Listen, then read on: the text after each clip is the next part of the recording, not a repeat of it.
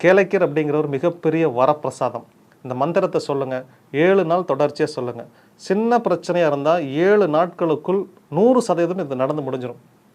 பெரிய பிரச்சனை சார், ஒரு 12 வருஷமாக இந்த லேண்டு விற்கவே மாட்டேங்குது, என் மகனுக்கு கல்யாணமே நடக்கலை, 6 வருஷமாக பொண்ணு தேடிட்டோம், எங்கே ஜாதகத்தை கொடுத்தாலும் ரிஜெக்ட் பண்ணுறாங்க, வீடு வாங்கலான் இருக்கோம், எத்தனையோ முயற்சி பண்ணிட்டோம், 10 வருஷமாக வீடு வாங்குறதுக்கு போராடிட்டு இருக்கோம், எதுவுமே நடக்கலை, இந்த எல்லாமே 10 வருஷம் 12 வருஷம் 7 வருஷம் கிடப்புலையே கிடக்குது அப்படின்னா அதிகபட்சம் 7 மாதம் டோட்டலாக மாற்றிடுவார். மாற்றி 100% இந்த விஷயத்தை உங்களுக்கு நடத்தி கொடுப்பார். இதை தான் சொல்கிறேன்.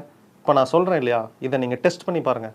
பட்டாம்பூச்சி ரூபத்தில் உங்கள் வீட்டுக்கு வருவார், கருங்குளவி ரூபத்தில் உங்கள் வீட்டுக்கு வருவார், பறக்கும் பட்சி எந்த ரூபத்துலையும் உங்கள் வீட்டுக்கு வருவார். வந்து உங்கள் தலையை அப்படியே ஒரு ரீங்காரம் இடுவார், உங்கள் தலையை சுற்றி ட்ரோன் மாதிரி பறந்து திரும்ப அப்படியே வெளியே போவார்.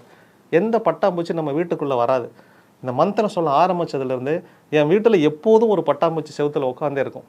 இந்த வெட்டுக்கிளி, அப்புறம் இந்த தயிர் கடைதல் பூச்சின்னு ஒரு பூச்சி சொல்லுவாங்க, அந்த பூச்சி எப்போதும் என் வீட்டுக்குள்ளேயே இருக்கும். ஏதாவது ஒரு ரூபத்தில் ஒரு ஜீவன் நிச்சயமாக என் கண் எதிரே இருந்தே இருக்கும். எங்கள் ஆஃபீஸ்லேயே பார்த்தீங்க அப்படின்னா அந்த சுவிட்ச் போர்டுக்கு பக்கத்துலேயே ஒரு பட்டர்ஃப்ளை வந்து எப்போதும் இருக்கும். இதெல்லாம் சித்தரினுடைய அடையாளம். அவர் வந்துட்டார், அவர் கூட இருக்கிறாரு, நீங்கள் மந்திரம் சொல்கிறத அவர் பார்க்குறாரு அப்படின்னு. இதுதான் அடையாளம். ஏன்னா நான் மந்திரம் சொல்கிறேன், அதை கடவுள் கேட்குறாருங்கிறதுக்கு எனக்கு என்ன அத்தாச்சு, இது நடக்கும் அப்படிங்கிறது நான் எப்படி நம்புறது?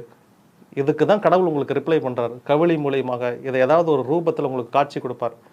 நீங்கள் அடுத்த நாள் டைமிங் சொல்லுங்கள், நாளைக்கு காலையில் 11 மணிக்கு நீங்கள் வரணும், அப்படி வந்தால் நான் நம்புறேன்னு சொல்லிட்டு டைமிங் செட் பண்ணி சித்தர்கிட்ட கேளுங்க. 100% அந்த சொன்ன டைமிங்க்கு வருவார். நான் இப்படி தான் மழை வரணும் அப்படின்னு நான் கேட்டேன். நான் நாளைக்கு சாயந்தரம் 6:45 மழை வரணும்னு கேட்டேன், 6:45 மழை வந்துச்சு.